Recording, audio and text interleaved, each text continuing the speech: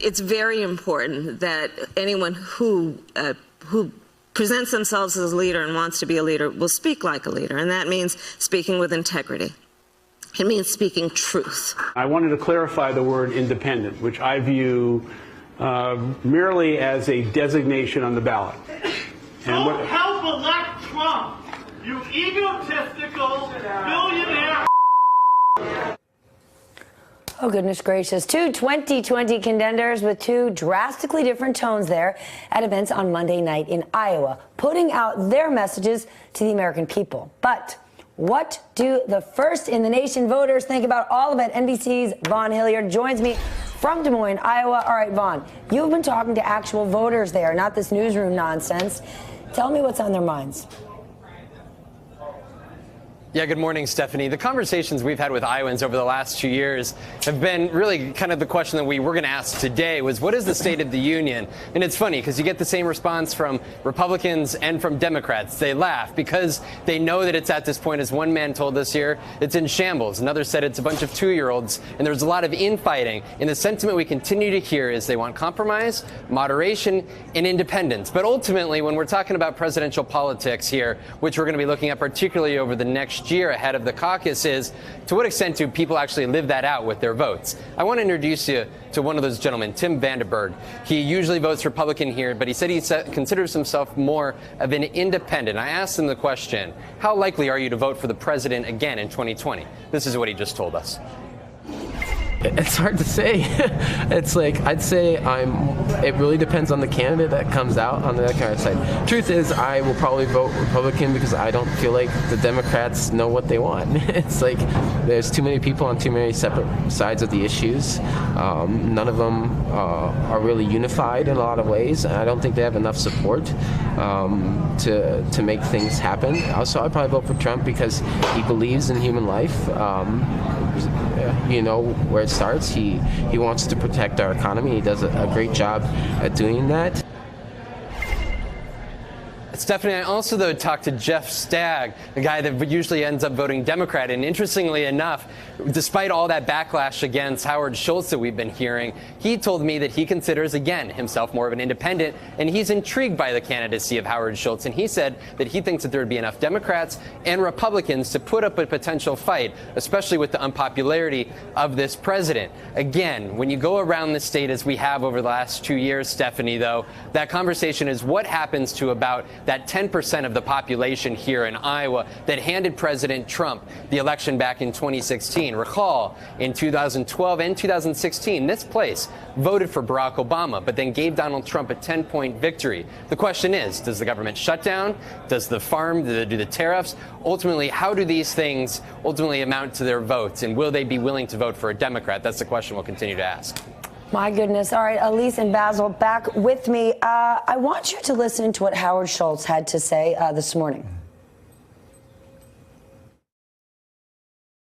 I think Republicans are looking for a home. And if Republicans have a choice between a far left, liberal, progressive candidate on the Democratic side or President Trump is going to get reelected.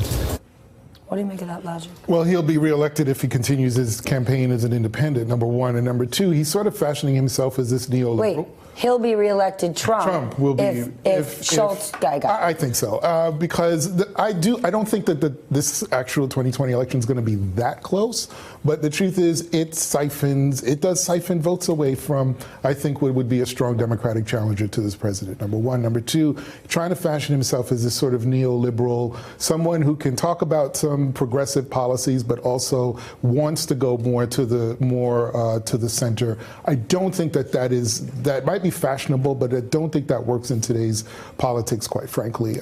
You want someone who's going to be able to cut deals. There's no question about it. Someone who's going to get things done. But I don't think a Democratic electorate, for example, is going to want someone who doesn't have the kind of pedigree that suggests that they can actually manage a bureaucracy and manage sort of go into government and actually pull the levers of power to get things done. And I don't think they necessarily want someone who is reminiscent of the Wall Street that they've been running against. And so that's why I have issues with his candidacy. I am curious if a third-party candidate can actually, in practice, be successful, because over the past 2 years, We're successful at getting other people elected.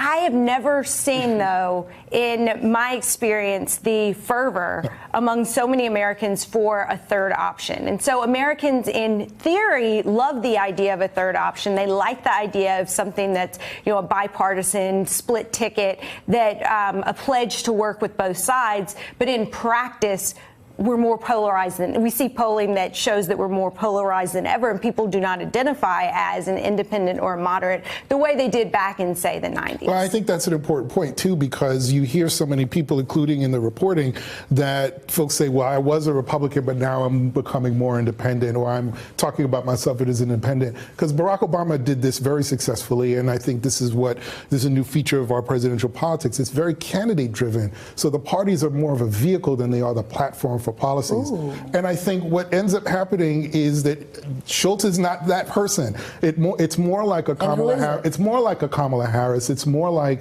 some of the faces and names that we've seen come up recently. She had a great start to her campaign, but it's going to be faces that are more reminiscent of that, where people become much more attached to the person and not necessarily the party. But they're also thinking about, by the way, the future of the Democratic Party. That's okay, if you had to pick a candidate right now who could face off and win against Trump, who do you think could take him on at the moment? Oprah. I really do. I think Oprah would be the strongest candidate to take on Donald Trump, and she's not going to run. I think The Rock. I don't know. I am not going to bet right now on anyone, any of the, I've been calling it the 31 flavors you can pick from Democratic primary, just because you see how so much it's so unsettled. Who's going to run out of money by the time this thing really kicks into action? Who's going to go so far left that they can't appeal to the the Obama-Trump voters to get them back? What is going to be the calculus by the time that this actually plays out? Well, there's not just those those moderate Democrats. There's also moderate Republicans who one could pull their votes from. And a far left candidate isn't going to necessarily do that, but those votes are up for grabs. They are. And I also want to say this. Look, Alexandria Ocasio-Cortez is not running for president. She's not running for president, but she knocked out a very popular, very strong Democrat in Joe Crowley.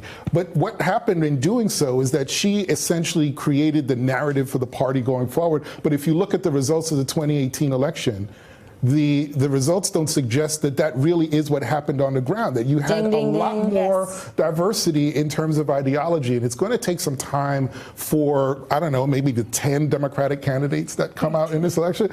It's going to take time for the party to sort of settle on one of them. I'm just hoping that we do not sort of elevate someone and then end up taking them down in a couple of months, that just keep our powder dry until the process plays itself out. In the large process, you end up with a nominee who is like Donald Trump in another very distinctly different ideological shape, but the process might fail. Hey there, I'm Chris Hayes from MSNBC. Thanks for watching MSNBC on YouTube. If you want to keep up to date with the videos we're putting out, you can click subscribe just below me, or click over on this list to see lots of other great videos.